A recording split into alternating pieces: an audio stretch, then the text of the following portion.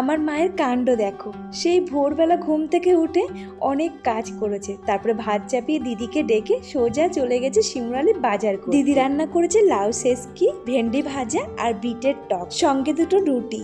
আমি মায়ের জন্য টিফিন গুছিয়ে ছেলেকে স্কুলে রেখে হাঁটি পায়ে চলে এসেছি স্টেশন। এইমাত্র একটা ডাউনের ট্রেন গেল, তবুও না আমার লাইনের উপর দিয়ে হাঁটতে খুব ভয় লাগে। মায়ের কাছ থেকে বাজারে ব্যাগ নিয়ে টোটোতে করে চলে এসেছি বাড়িতে।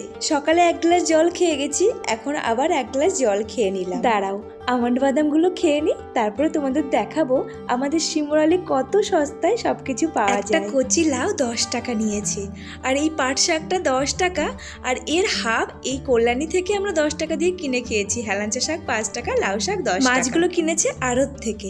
দেশি কই মাছ 1 কেজি 150 টাকা, একটা গোটা রুই 1.5 কেজি ওজন 120 টাকা করে, আর ছোট বড় মেশানো পাবদা মাছ 1 কেজি 120 টাকা।